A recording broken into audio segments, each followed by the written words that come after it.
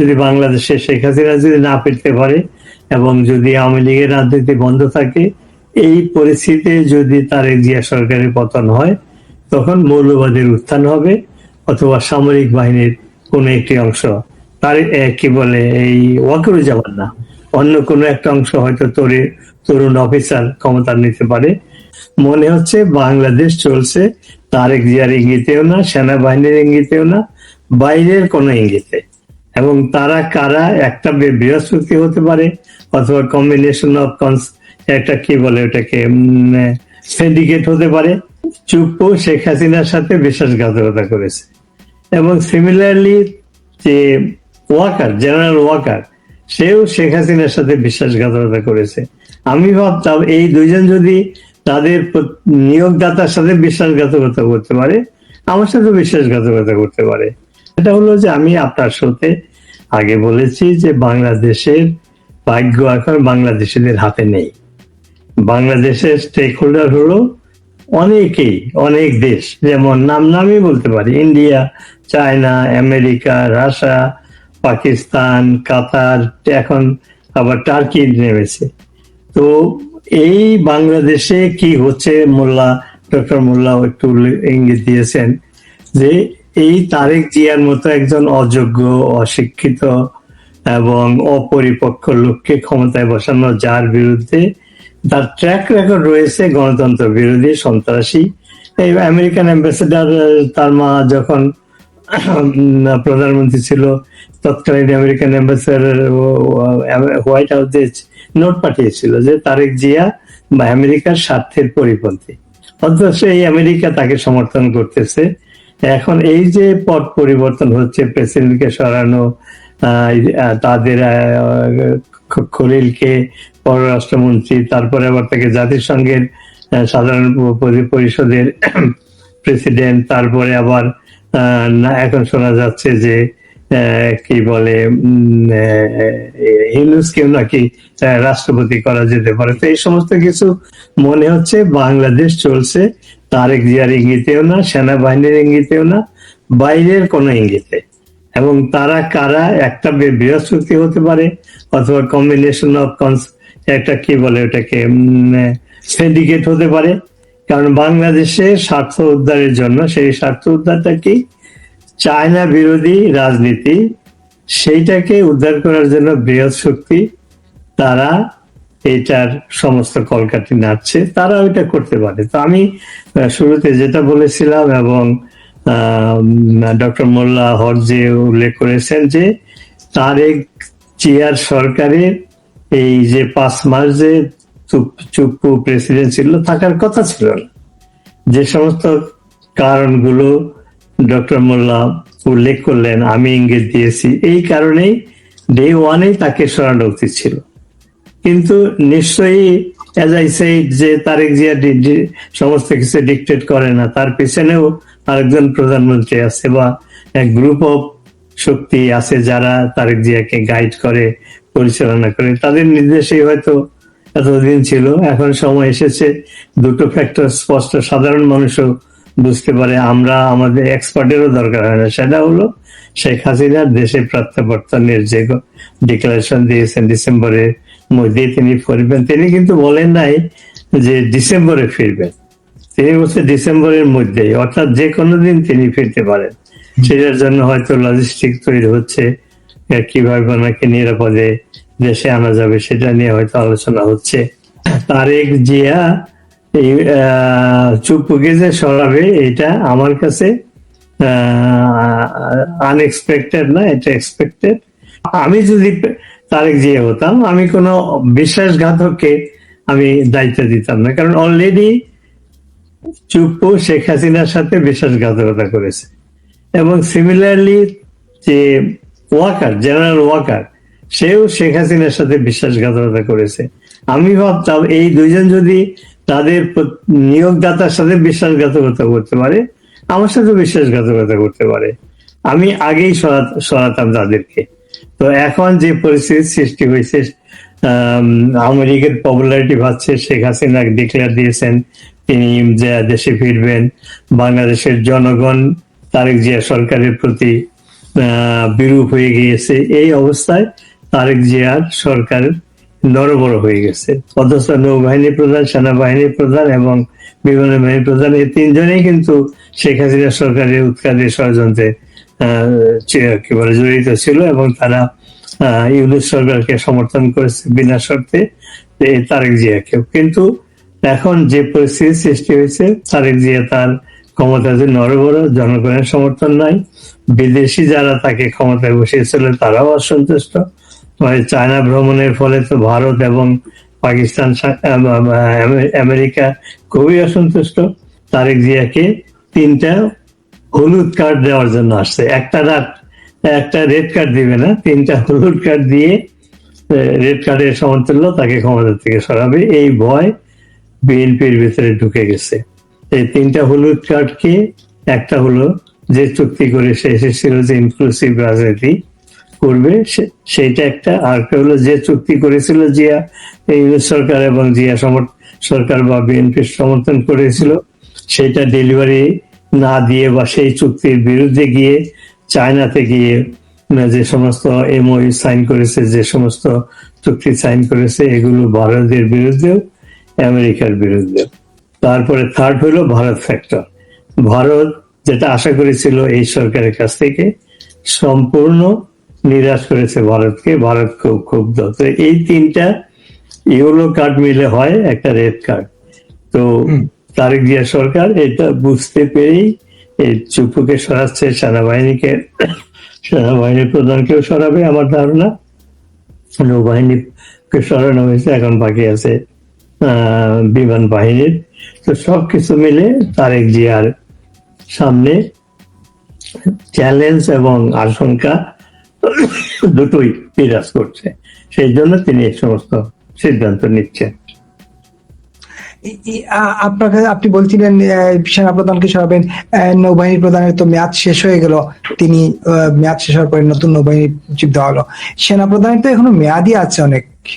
আসলে তো এই সমস্ত সিস্টেমে তো আইনের তোয়াক্কা কেউ করে না, করতে হয় না, তারা যা খুশি তাই করতে পারে। এটাকে বলা হয় ফ্যাসিজম। আমি সবসময় বলি যে শেখ হাসিনা সরকারকে ফ্যাসিস্ট সরকার বলে সরানো হলো দেশি বিদেশি ষড়যন্ত্রে, কিন্তু ইউনূস সরকার এবং তারেক জিয়া সরকার যে কাজগুলো করছে, এটা fascism is a not enough word to explain this current situation. ফ্যাসিজমের চাইতেও বেশি দুর্নীতিবাজ, দেশ বিরোধী কাজ করছে ইউনূস সরকার করেছিল, তারেক জিয়া সরকারও করছে। তো কাজে এই অবস্থায় এগুলো তো মেনে নেওয়া যায় না।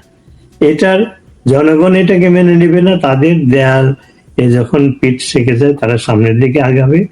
আওয়ামী লীগের নেতা কর্মীরা আর কত সহ্য করবে? এই অমানবিক হিউম্যান রাইটস এর বিরুদ্ধে যে কাজগুলা হচ্ছে, কোন সভ্য দেশে যেগুলো সম্ভব না, সেইটা তারেক জিয়া প্রিজাইড করতেছে। সে একটা কথা উচ্চবাচ্য করে না। আপনি বা মোল্লা আগে উল্লেখ করেছেন, মনে হচ্ছে তিনি ভ্যাকেশনে আসছেন, তিনি লাইফ এনজয় করছেন, ছোটখাটোর দিকে না তার নজর। কিন্তু দেশটা যে ধ্বংস হচ্ছে এদিকে তার কোনো নজর নাই। যে সমস্ত পাবলিক স্টেটমেন্ট দেয়, একটা ওপেন মাউথ খুললেই তার ভিতরে 3টা ভুল থাকে। তো এই লোক তো দেশ শাসন করার যোগ্য না, তার ওই কোয়ালিফিকেশন নাই। তারপরে যে শক্তির তাকে ক্ষমতায় বসিয়েছে, বা দেশের জনগণের একটা অংশ ভেবেছিল যে সে 17 বছরে ব্রিটিশ ছিল, যেটা কি বলে গণতন্ত্রের সূতিকাগার, সেখানে নিশ্চয়ই এমন কিছু ভালো জিনিস শিখেছে, সেটা সে ইমপ্লিমেন্ট করবে। কিন্তু মনে হচ্ছে সে কিছুই জানে না, কিছুই শেখে নাই, বরং একটা গণতান্ত্রিক আধুনিক রাষ্ট্রকে শাসন করতে তার যে মেধা, তার যে প্রজ্ঞা, তার যে অভিজ্ঞতা দরকার, তার কোনোটাই নেই। তো কাজেই এই সরকার ফেল হবেই। জামাত এবং এনসিপি যদি এই সরকারের পতন হয় আওয়ামী লীগের অ্যাবসেন্সে, অর্থাৎ আওয়ামী লীগের যদি বাংলাদেশে শেখ হাসিনা যদি না ফিরতে পারে এবং যদি আওয়ামী লীগের রাজনীতি বন্ধ থাকে, এই পরিস্থিতিতে যদি তারেক জিয়া সরকারের পতন হয়, তখন মৌলবাদের উত্থান হবে, অথবা সামরিক বাহিনীর কোন একটি অংশ, তার কি বলে এই ওয়াকিরুজ্জামান না, অন্য কোনো একটা অংশ হয়তো তরুণ অফিসার ক্ষমতা নিতে পারে।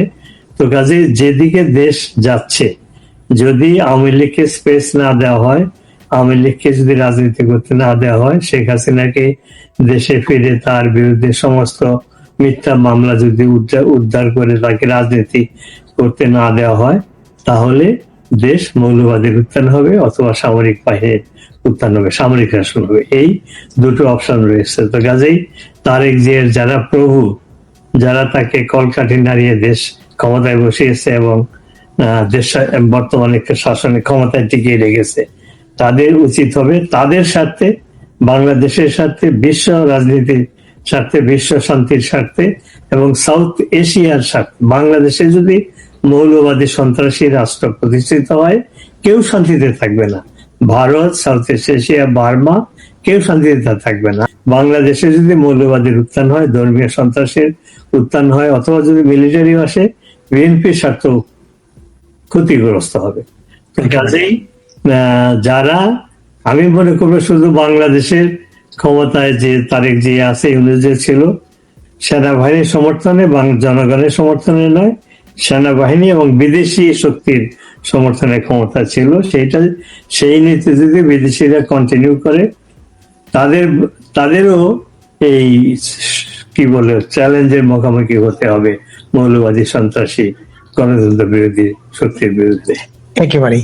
কিন্তু আমার একটা ছোট্ট প্রশ্ন, আমি এরপর আপনার কাছে 1 মিনিটে শুনে যাবো। আপনার কেন মনে হচ্ছে সেনাবাহিনী ক্ষমতা নিবে? আপনি এক্সাম্পল দেখেন, এই যে কি বলে মিশরে কি যা হয়েছিল, মিশরে তো বিপ্লব হলো এবং বিদেশিদের সমর্থনে, তারপরে কি হলো, কালার রেভলিউশন। হ্যাঁ, কালার রেভলিউশন হলো, তারপরে নির্বাচন হলো। এই যে জামাতি, তাদের যে মেইন স্ট্রিম যে দল, সেই মুসলিম ব্রাদারহুড, মোরসি, তারা ক্ষমতায় আসলো। ক্ষমতায় এসে বাংলাদেশের সিচুয়েশনের মতোই অবস্থা। এসে তারা মৌলবাদী সন্ত্রাসী কর্মকাণ্ড শুরু করলো, অর্থাৎ গণতন্ত্র বিরোধী। দেশের অসন্তোষ দেখা দিল, অর্থনৈতিক বিপর্যয় ঘটলো, আমেরিকা অসন্তুষ্ট হলো, তারপরে আনলো এই এখন যে সেনা প্রধান, তাকে ক্ষমতায় নিয়ে আসলো।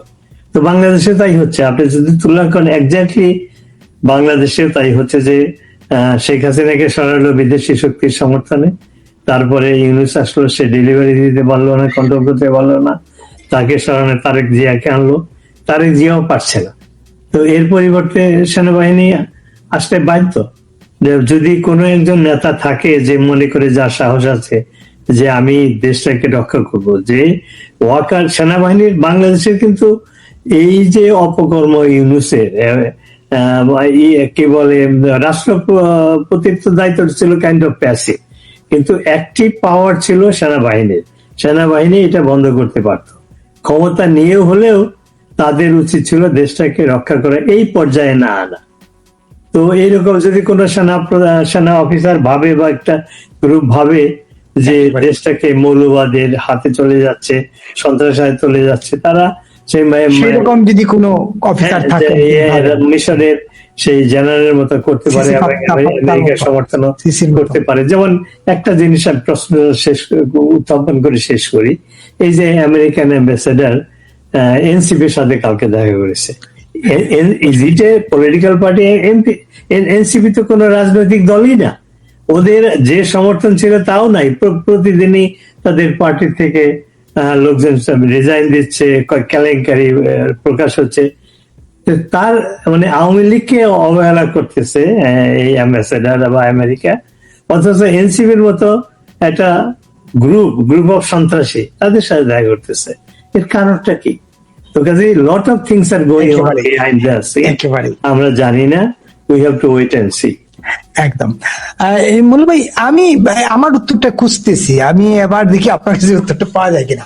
এটার তো একটা মানে আছে, মানে রাষ্ট্রপতি পদত্যাগ করেন, কোন সমস্যা নাই, পদত্যাগ করতেই পারেন, কিন্তু যে প্রক্রিয়া হইলো, এটা কি আসলে তাকে ফোর্স করেই সরানো হলো কিনা? আর আমি মোল্লার জবাব দেওয়ার আগে আমি জবাবটা দিয়ে নেই, does it make any difference যে তাকে ফোর্স করে সরানো হলো, বা তাকে কি বলে অসুখের কারণে সে রিজাইন দিয়ে চলে গেল? আমার কাছে it doesn't make any difference.